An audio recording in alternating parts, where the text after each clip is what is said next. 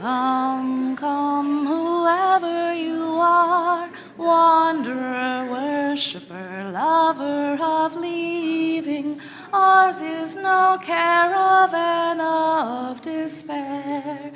Come, yet again come. Good morning. And welcome to the Unitarian Universalist Congregation of York. My name is Suba, and I'm your worship associate this morning. My pronouns are she and her. Before we enter into our worship time together, there are a few announcements we want to share about our community here at UUCY. If you have come to UUCY today with children, we are delighted to have you. All children and youth for this service today are welcome to remain in the sanctuary with their families. Our lobby is equipped with a live feed of the audio and video, and you can feel free to go out there if you need to.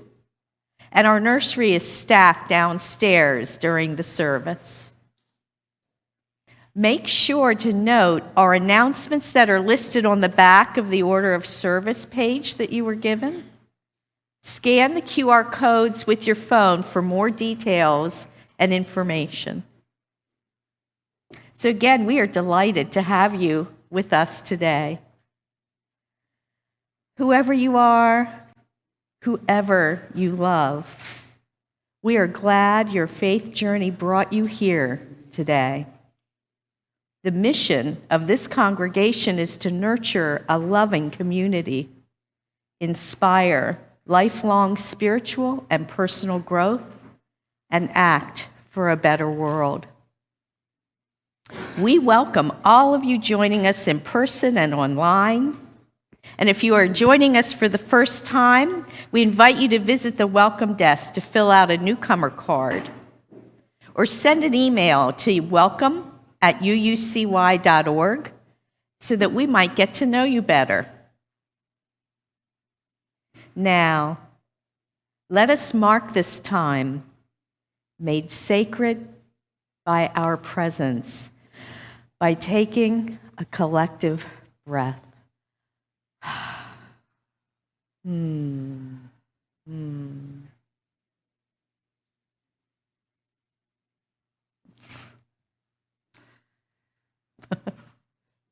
Today, God is running late for church, trying to find their seat, scanning the room for someone they know or someone they don't. God, they are feeling evangelical, but not in a judgy way. Mysterious, but not manipulative. And God can't stop thinking about that James Webb telescope. And the possibility that time is not linear, which God might have guessed, from the never-ending urgency of some upcoming election and the likelihood that sometime next week, Halloween candy will show up in the grocery store. God is tired of grief and white supremacy and the warming of the oceans. Not to mention, they usually come late for service. And it is hot. Are climate change and global warming seriously on the federal government's current list of banned phrases, God wonders? And of course, we're all like, no kidding, God, can't you do something about that? But God's hearing aid batteries have run out, and they haven't had time to order more. Or at least that's what they say when asked and actually can hear the question. But really, that last emergency room visit maxed their credit cards, and their partner's been working DoorDash for some extra cash, but it's just not enough. And really, God just wants to be present. Stop worrying about everything. Sing, breathe, laugh. We've got you, God, we say. will settle in and will be present, and we will sing. We will tell the stories and breathe deep. We'll remember ourselves and offer whole galaxies of gratitude for all of this beauty. For still blooming salvia and full apple trees, zucchini bread and our U.S. women's soccer team. For protest letters to our representatives and entire villages of people saying, "You are safe here, God. Your creation is not yet done creating you." So come, let us worship together. Please enjoy some centering music. Lisa Hallett and her daughter Anna Gutierrez Hallett are offering this morning. Thank you, Anna.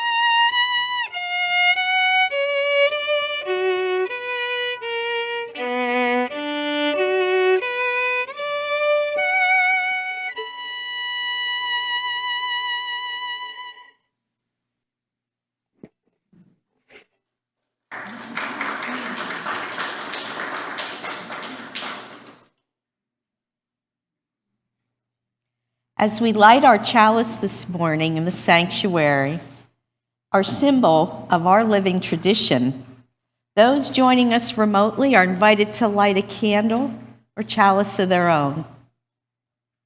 I offer words entitled "The Stars in the Pews" by Eric Walker Wickstrom. Each of the stars in the heaven is unique and individual, yet together they form the night sky. Each of us here is unique and individual, yet together we are a congregation.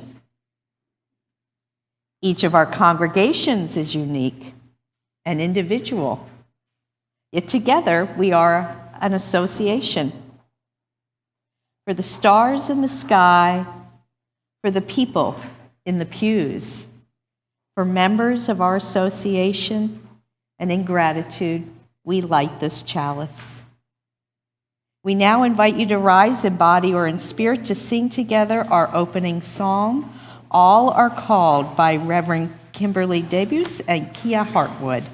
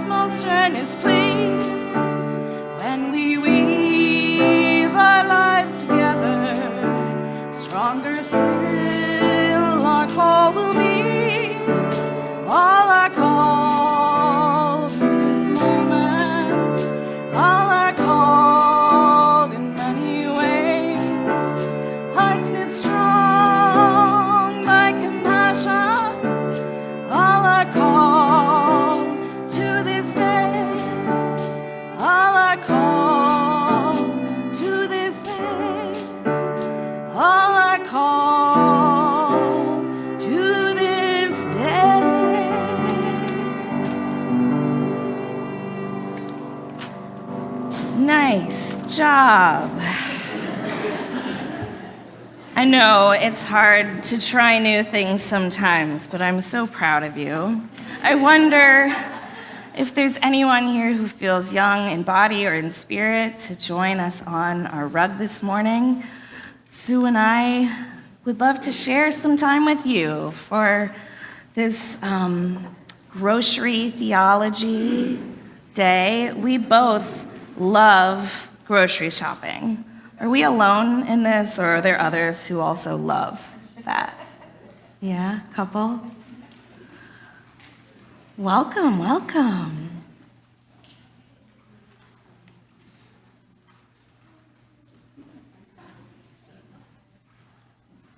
Welcome.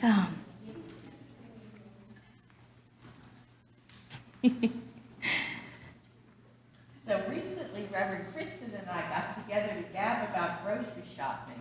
And we soon realized that we could talk for hours about the joys and wonders of the otherwise mundane errand that's required weekly.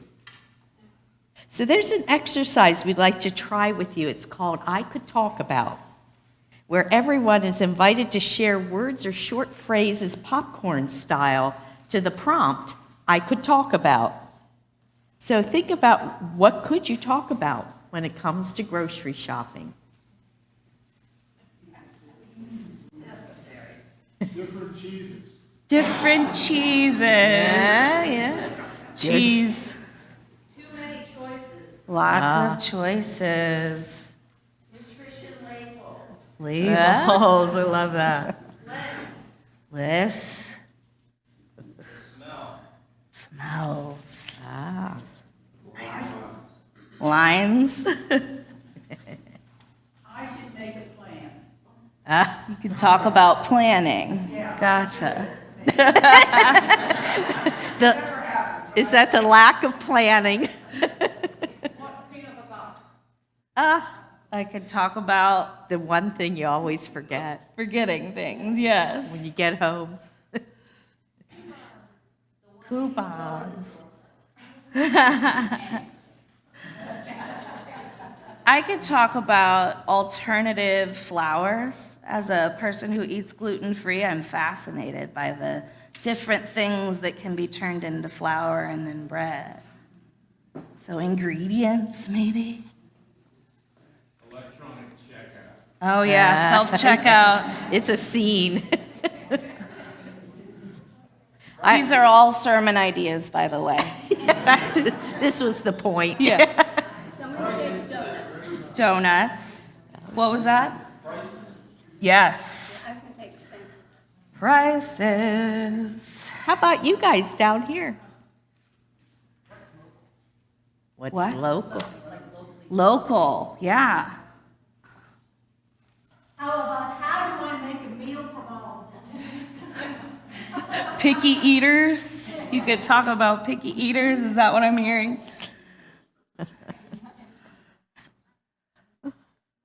Marty the robot. Marty the robot. Is that the pizza delivery?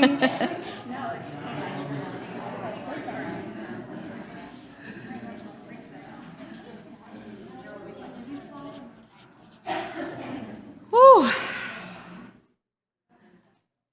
Well, we certainly have a lot of choices, and I'm also seeing lots of opportunities to connect while grocery shopping.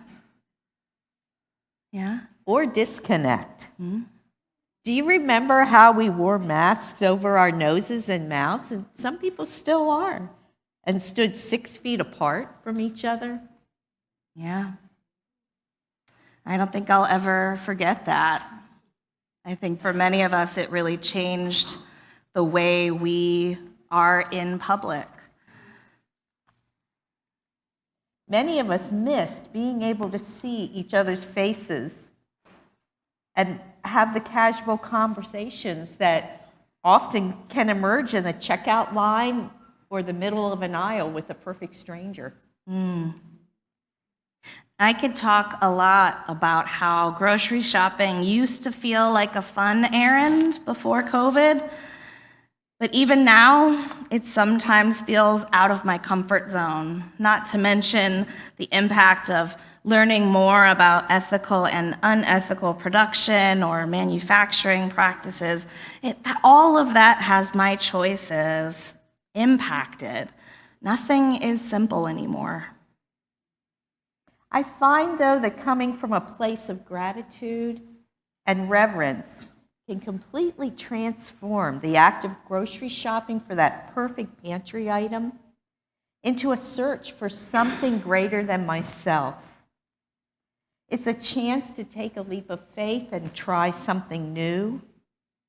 Even the spiritual practice of engaging with the wider world around you is an opportunity to be found at the grocery store. The ordinary becomes extraordinary. It's just a matter of our perspective. You know, you're right. And it reminds me that even things that are labeled undesirable can become beautiful depending on the eye of the beholder. Did you know that in the United States, approximately 40% of our food is wasted, but it's largely due to cosmetic standards? And these rather arbitrary standards tend to keep less than perfect or even what we call ugly produce out of major grocery stores, sending it away, discarded for not being good enough. Did you know that there are companies who buy and distribute ugly produce in shipments through subscription delivered to our home? This way, nothing goes to waste. And every bit of nourishment, no matter how odd it looks, is cherished and valued and enjoyed. I love that. You know, some of us who found Unitarian Universalism were also being used to being told that we were ugly, misfit, or even less than. But our UU faith and theology tells us that these messages were and are lies. Just like the company is committed to gathering up perfectly imperfect fruits and vegetables, we value each of you and affirm and promote your inherent worth and dignity. Yes, you and I and we are each beautiful and whole and holy miracles. So please rise in body or in spirit to join in singing one of my favorite hymns, How Could Anyone Ever Tell You?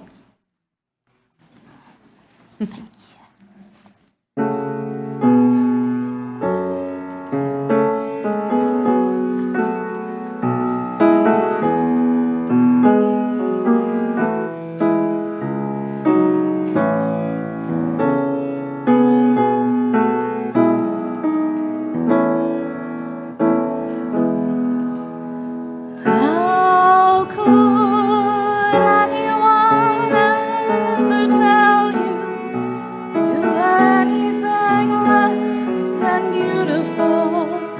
How could anyone ever tell you you are less than whole? How could anyone fail to notice that your loving is a miracle? How deeply you're connected to my soul. How could anyone ever tell you you are anything less than beautiful? How could anyone ever tell you you are less than whole? How could anyone fail to notice that your loving is a miracle? How deeply you're connected to my soul.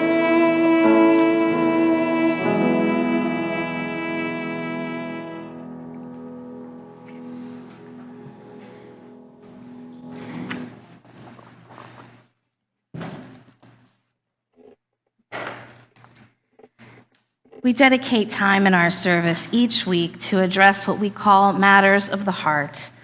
This is a time to share the joys and sorrows, the small moments of happiness, and the deepening concerns that reside within our hearts. You may choose to submit something anytime during the week on our website, or you can fill out a slip of paper and place it on the pulpit at the beginning of service. I'll also check in with our folks on Zoom, see if there's anything that we can hold with them. We begin with a candle of healing For all those who, like me, thought COVID was over, but either have it or are recovering from it, including our own Frank Hallett and Gretchen Decker. She's still on vacation, but got COVID right at the end. May they return to full health very soon. We light a candle of appreciation for the often invisible labor of our buildings and grounds crew. But now it's becoming more and more visible. If you visit our playground, there's a nice, soft, thick layer of mulch. Even if you choose to jump off the top of those bars, you're going to land in a soft place. And we appreciate all the things that we could not even name completely that are done around this campus by willing volunteers. We light a candle of concern for those who might be in search for a new job. That kind of insecurity and lack of stability can be so shaking, and we hold you in love and care as you navigate this time. We light a candle of encouragement for all the students and school staff getting ready to go back to school. May the school year be filled with lots of good vibes. May it be so.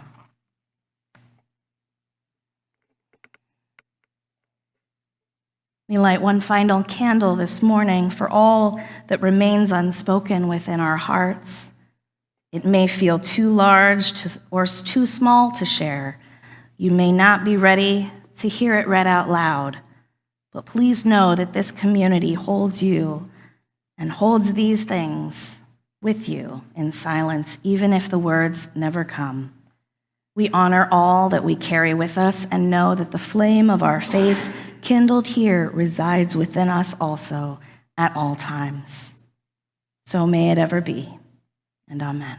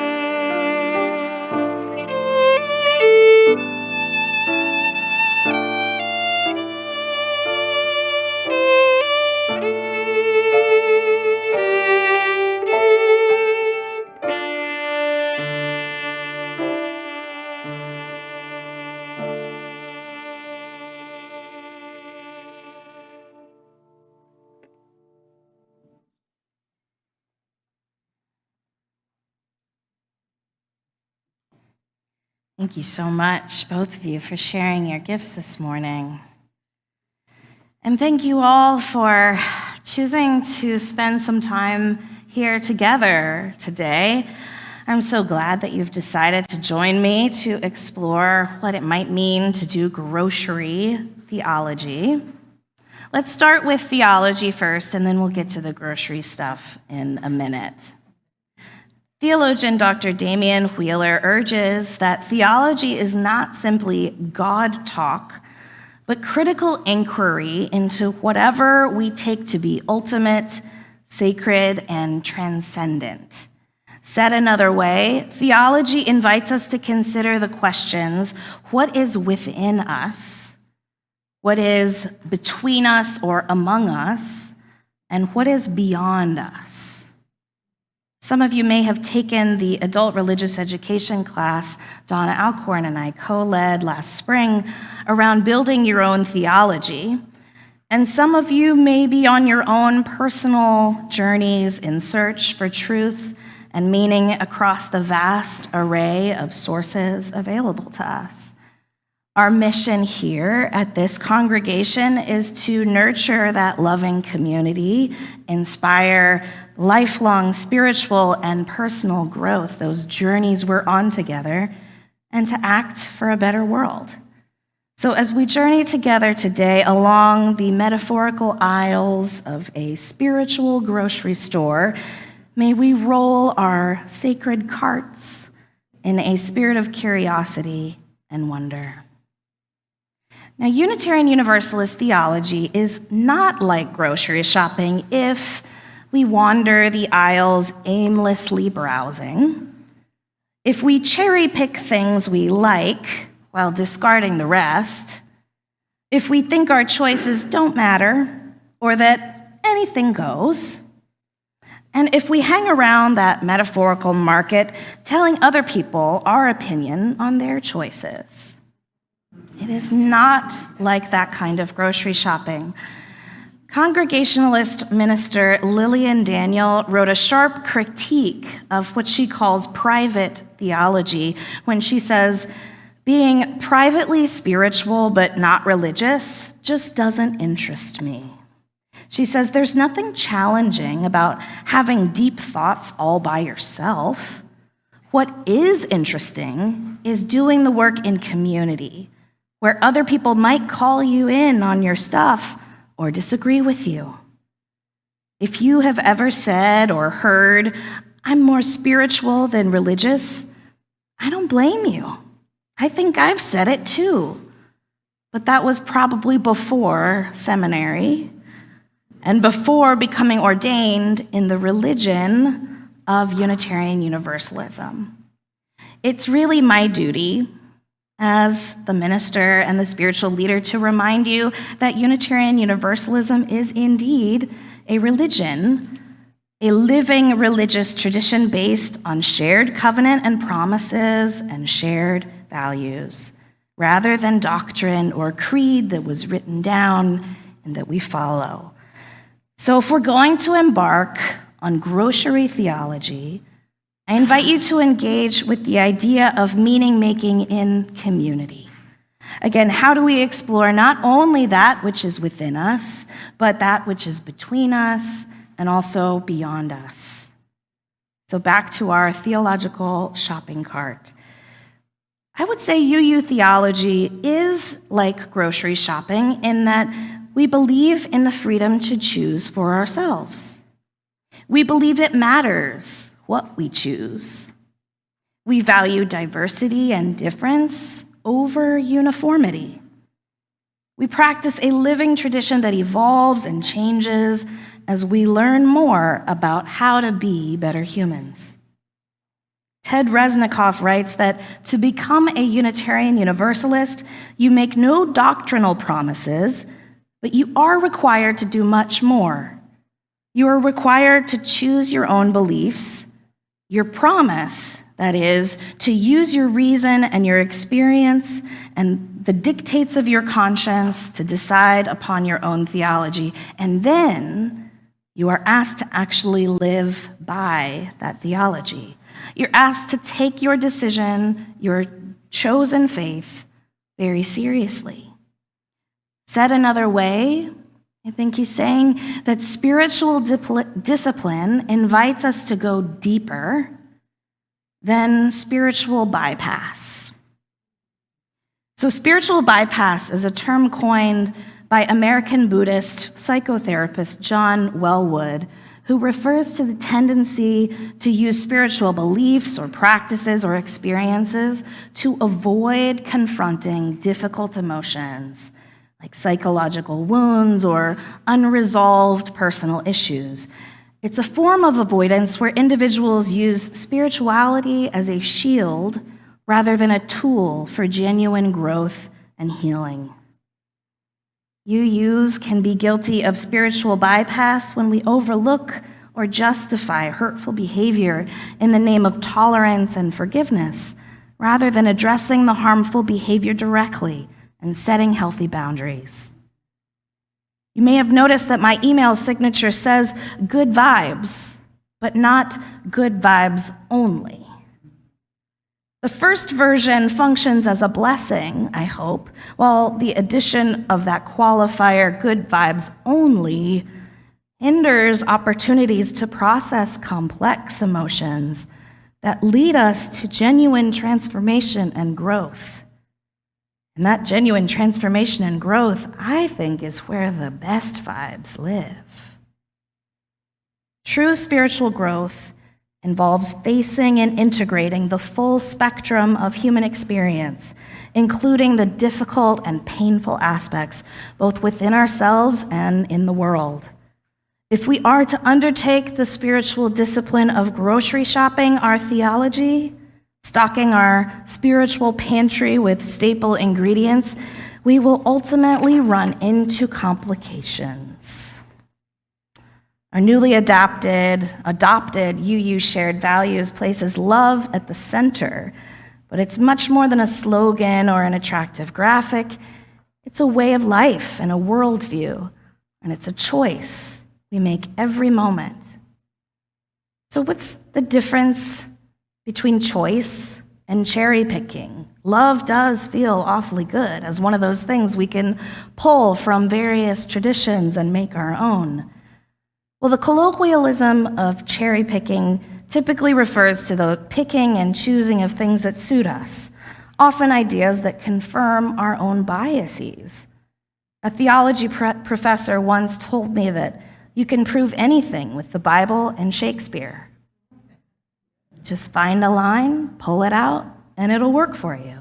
So we often think of people cherry picking facts and statistics and quotes or even scriptures that ultimately prove their own point rather than doing a true investigation and keeping an open heart for an open and honest conversation. But cherry picking as a concept isn't really always bad. This feels like a perfect segue back into that metaphorical grocery store, or maybe we'll stop by the farm first. No one with a cherry tree would pick every piece of fruit on the tree and feed every piece of fruit to their children. No matter how hardy a tree appears, some of the fruit is wormy, some of it is bird-pecked and moldy, some wasn't pollinated properly and has been hard and shriveled from the beginning. A loving parent culls through, discarding the bad fruit and feeding her children the cherries that are juicy and nourishing. In this metaphor, the cherry picking is like the way we assess our own beliefs for alignment with our shared values. Our choices are guided by our values rather than our taste. So let's pause a moment and talk about bad fruit. Unitarian Universalists do not subscribe to a traditional salvation theology where we must be saved from a pre-existing condition of original sin or badness. UUs prefer to think of ourselves as being born into original blessing, as theologian Matthew Fox likes to point out. And you likely know that song from the 70s that the Osmonds made famous. One bad apple can't spoil the whole bunch, girl. Give it one more try before you give up on love. So is that our grocery theology? Are we done here? One bad apple does not spoil the whole bunch. We can go to lunch? Or is that another example of spiritual bypass? We know from science that when fruit starts to rot, it emits ethylene gas, which is absorbed by the other nearby fruit and begins a process of rapid ripening. Hold on to that reframing as we go along with this metaphor. Could a rotten apple actually be a signal of rapid ripening? So in community, harmful behaviors are like ethylene gas. And let me be clear that it's behaviors that I'm talking about and not people themselves. As creatures of free will, we can make choices about our behaviors. And as communities, we can set standards of behaviors to encourage people to be their best selves, at least at church, right? Loving corrections can be hard to offer, but they can help us reach our potential for beloved community. My colleague Renee Richowski writes about the bittersweet reality of many UU congregations. Every week, someone walks through the doors of a UU congregation who needs the saving message of liberal religion. You are not inherently sinful. And then the saving community of covenant that says we pledge to support and encourage one another to spiritual growth. She writes, "It breaks my heart when anyone is repelled from the bunch of potentially healthy, vibrant community by the bad apple of one individual or two.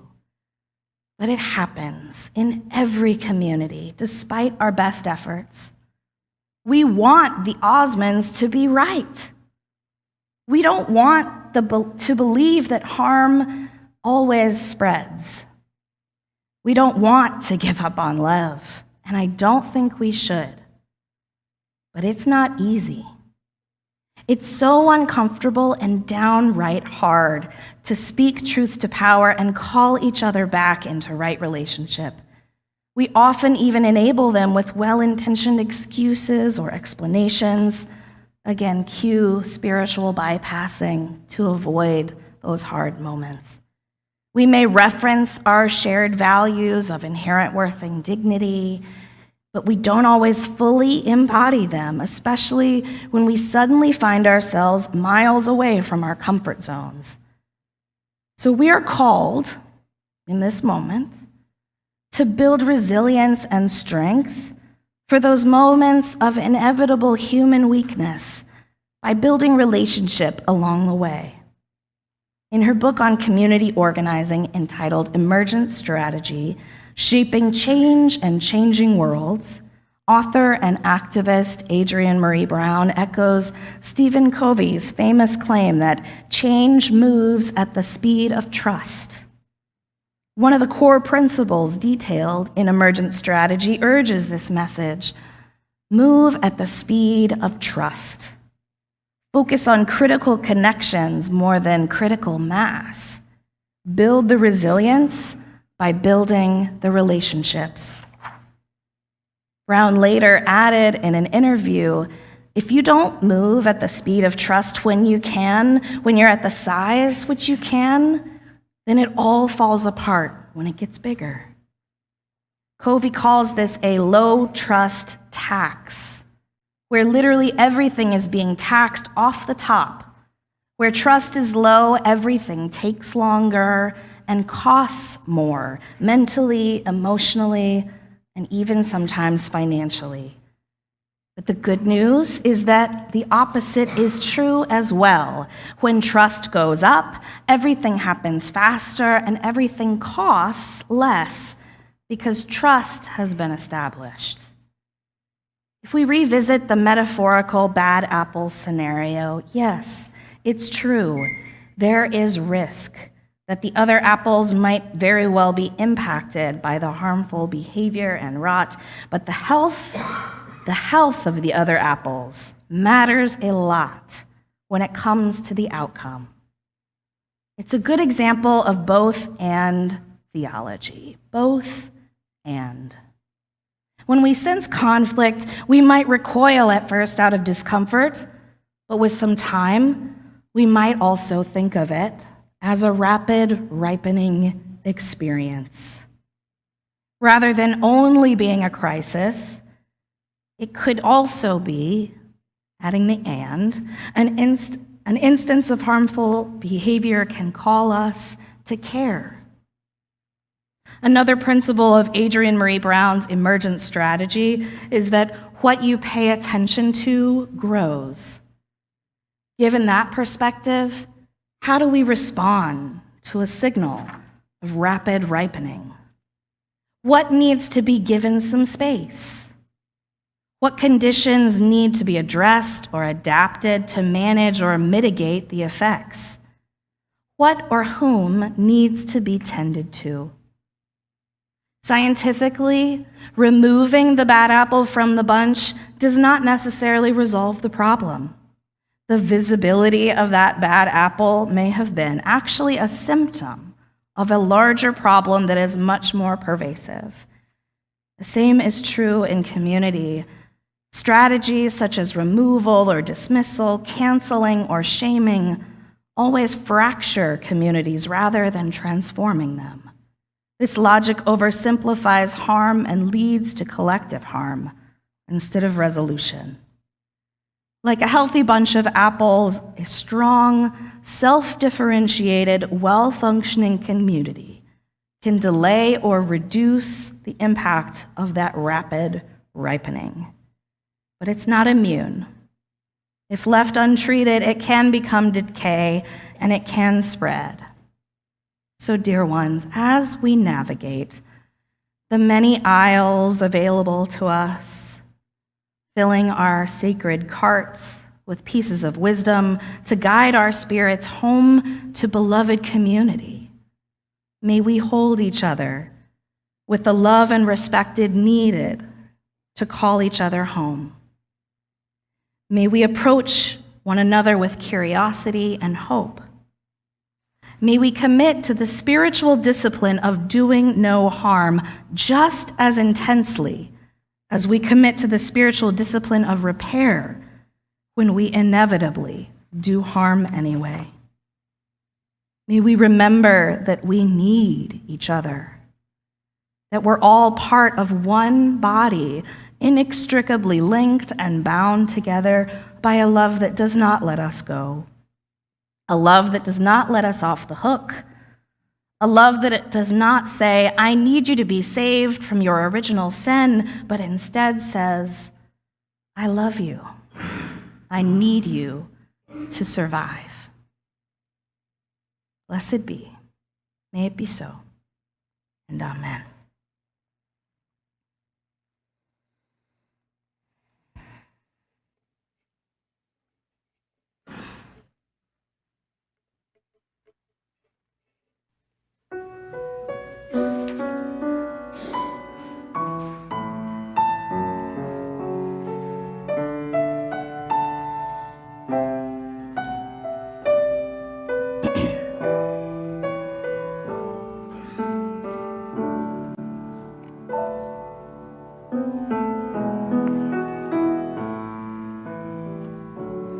I need you, you need me.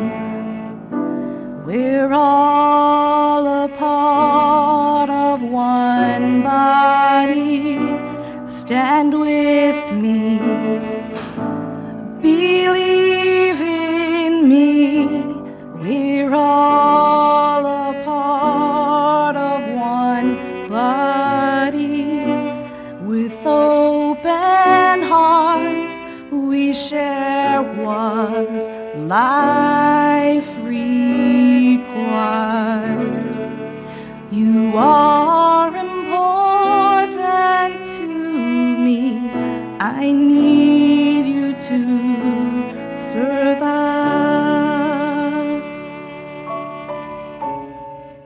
You are important to me. I need you to survive.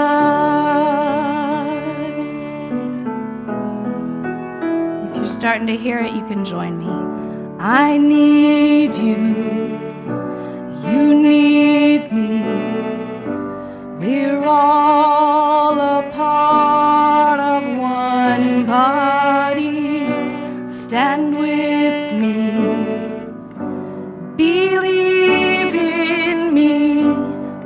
We're all a part of one body. With open hearts, we share what life requires.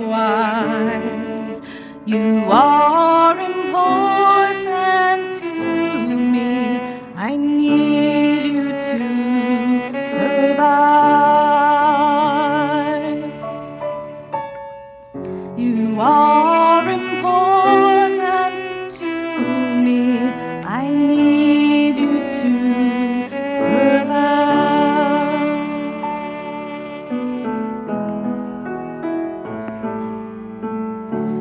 I pray for you. You pray for me. I love you. I need you to survive. I won't harm you with words from my mouth. I love you. I need you to survive. I pray for you. You pray for me. I love you. I need you to survive. I won't harm you with words from my mouth. I love you.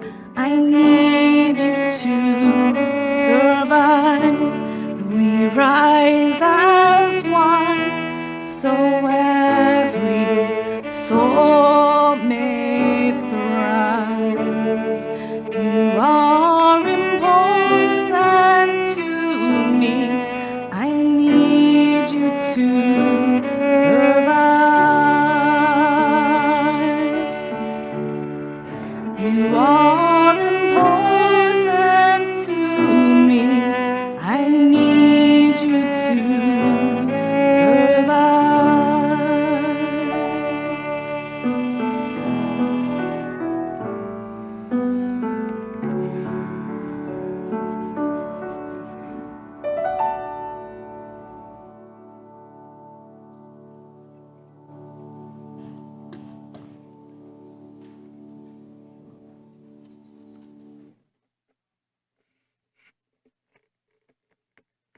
We now invite you into a spirit of generosity as we collect our weekly offering.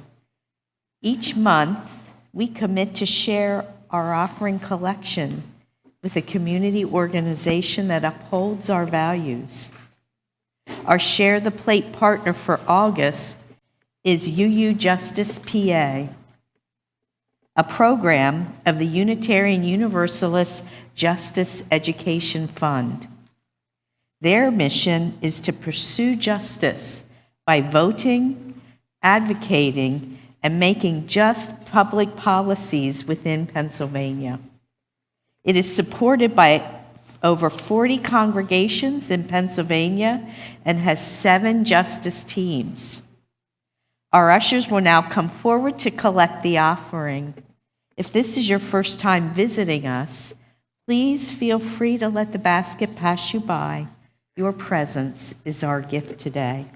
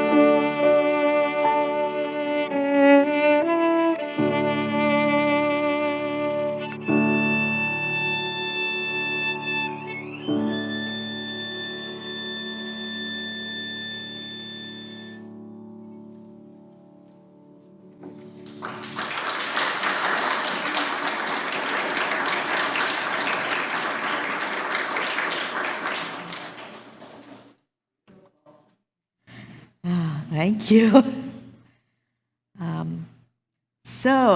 Please join us in extinguishing our chalice and your home chalices if you have lit them with the words printed in our order of service.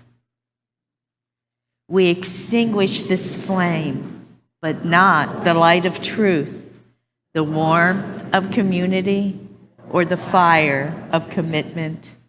These we carry in our hearts until we are together again. Gathered this morning with the UU hymn, which is often attributed to the Sufi poet Rumi. While this attribution and translation are actually highly debated, the most complete version of the quotation is not found in the song. It reads with an extra element that I think is very important. Come, come, whoever you are, wanderer, worshiper, lover of leaving. It doesn't matter. Ours is not a caravan of despair. Come even if you have broken your vows 1,000 times. Come, yet again, come. We covenant together in this way in every moment to call each other back home into the promise and potential of our faith and of a beloved community. May it be so. Blessed be, and amen.